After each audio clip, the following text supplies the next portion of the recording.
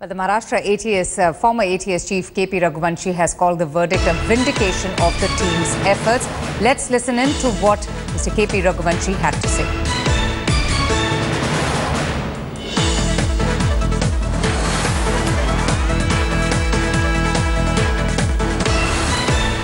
इसमें जो 5 लोग हैं जो प्लांटर थे उनको फांसी की सज़ा दी गई है और बाकी लोगों को अलग अलग सेक्शन के तहत कॉन्स्पिरेसी, अलग अलग IPC section, explosive act, MCOCA, इसके तहत जन्म ठेप की शिक्षा मिली है। मुझे यकीन है कि जो एक आज फैसला आया है वो एक बहुत बड़ा अहम फैसला है और उससे पुलिस की क्रेडिबिलिटी और इन्वेस्टिगेशन की और पब्लिक का पुलिस के प्रति जो फेथ है उस पर भी एक सिक्का लग गया। Okay, let's go straight now to Mustafa Sheikh. Mustafa, we do know that, the 5 convicts have been awarded death sentence. Now, what is going to be the next step by the lawyers? They do have the option to appeal in the Bombay High Court.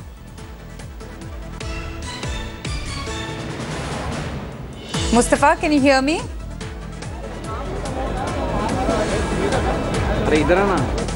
Yes, I can hear you. Please. Okay, Mustafa, just tell us what is going on now. What's the latest update? What is going to be the next plan of action by, those who have been sentenced to death? What are the lawyers planning to do next? Because they have the option to appeal in the Bombay High Court.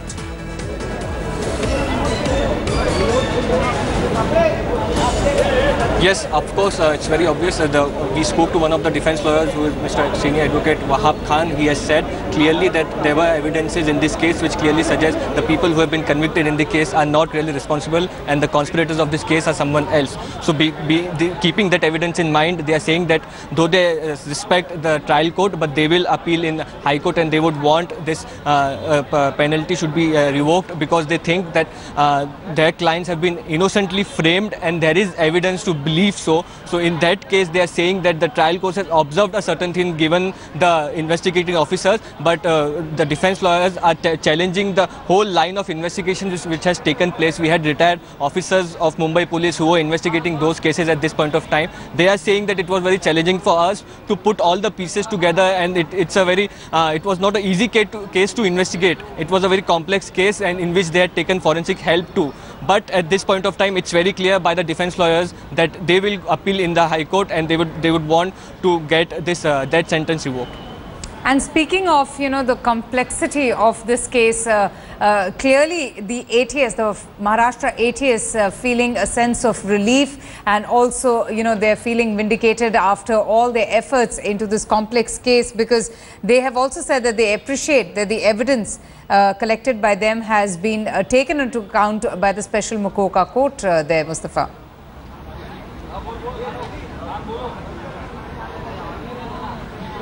Yes, of course. If you see, it was an unprecedented blast when it happened. There were 6 to 7 blasts which were taking place in the first-class compartments of Mumbai locals. The bombs were kept in a pressure cooker. The RDX was brought in from outside India. So yes, from finding out what kind of RDX was used and also what kind of technique was used in making these bombs, plus the house in Govandi where these bombers got together and those bombs were made. So all these things were very difficult to investigate. One of the investigating officers told us that the first breakthrough they got was after an arrest in Bihar. So yes, this case somehow had implications all over India, and the accused and the links of those accused were all over India. So it was not only limited to the Maharashtra state. So yes, the Maharashtra ATS has done a job in which they had to investigate from all parts of the country, and also they had to find who are the people who had gone to Pakistan and taken training before coming here and doing an act of terrorism in this city. So yet it was an unprecedented case and Maharashtra ATS has done a good job. Okay, Mustafa, stay with us. Just, recap of that news. 9 years after the series of bomb blasts in suburban trains in Mumbai killed more than 180 people, the special Mukoka court has finally pronounced the quantum of punishment for all of the 12 convicts. 5 have been awarded death sentence, 7 have been sentenced to life imprisonment. That's the news that we have been breaking right here on India Today since the very early morning. In fact, earlier the Mukoka court had pronounced 12 out of the 13 accused guilty while acquitting one. Now, these accused have been convicted for charges under the Explosives Act, the Unlawful Activities Prevention Act, Mukoka, besides several sections of the IPC. The prosecution had even sought capital punishment for 8 out of the 12 convicts, but 5 of them have now been given death sentence. Sahil Joshi, our Mumbai bureau chief, is also with us to talk a little bit more about this case. Sahil, this was no ordinary terror attack. This was, a blast that brought Mumbai city to a grinding halt. And, the complexity of this case is also something to talk about. One has to spare a thought to the investigators who were able to crack the case, because there was not one unexploded bomb. Also, the rescue operations were severely hampered due to the incessant rainfall at that time. And even, to find the conspiracy angle has been a Herculean task for the investigators. Absolutely, Avantika. In fact, I would say that this was the second biggest terror attack in Mumbai after 1993 Mumbai serial blast, where 12 places were hit. And 2 bombs, live bombs, were detected after that. Whereas in this particular blast, 7 blasts happened at various stations in the distance of around 10 to 15 minutes, and the whole Mumbai was completely shocked because of these blasts, and 188 people lost their lives. So it was a big blast. And the challenge for the investigating agencies was that the ATS was newly formed. ATS was still under training. The ATS chief was trying to formulate the ATS properly. He wanted his own units.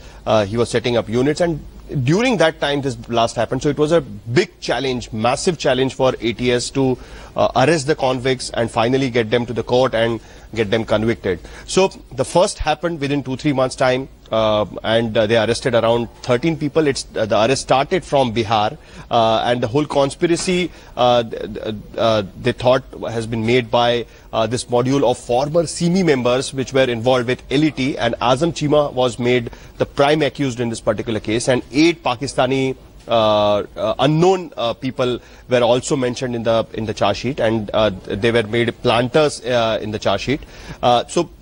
So it was a big challenge for them. And most importantly, as I said earlier also, in 2008, when 5 Indian Mujahideen terrorists were arrested, accused were arrested by Mumbai Crime Branch, they claimed that they were involved in the blast. Okay, and, I will talk about that, Sahil. I'll talk about that. I'll have to interrupt you there. I'll just go immediately to Mustafa Sheikh, who is outside the Mukoka court. He has, in fact, one of the investigating officers in this case. Mustafa, over to you.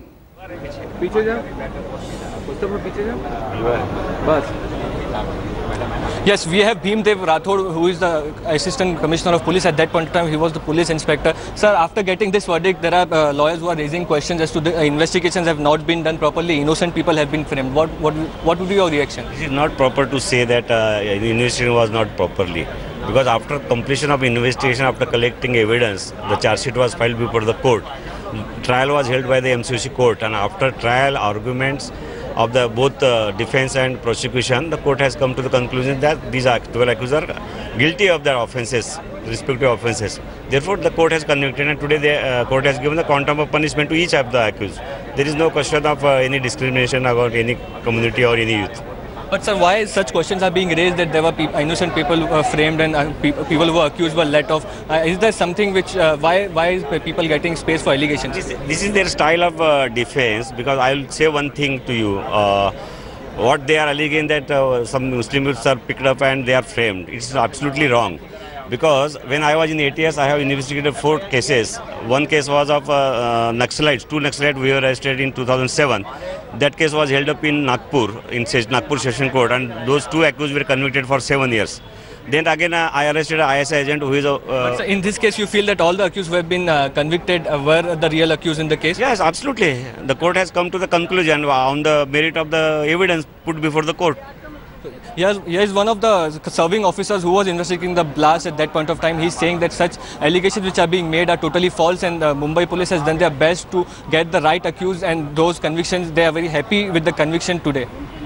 Okay, Mustafa, stay with us. We're also getting a reaction from Gulzar Azmi of the Jamaat-ul-Ulema, which provides legal aid to the convicts. Let's listen into that reaction. कि जो असल मुजरिम थे उनको पकड़ा ही नहीं गया, असल मुजरिमों को बेगुनाहों को फांस दिया गया है। ठीक है, ये अदालत का फैसला है, लेकिन हाई कोर्ट जो है वो उसने बहुत से फैसलों को निचली अदालत के बदल दिया है और लोगों को बाइज्जत बरी। The ATS has misled the court. The court has committed the mistake.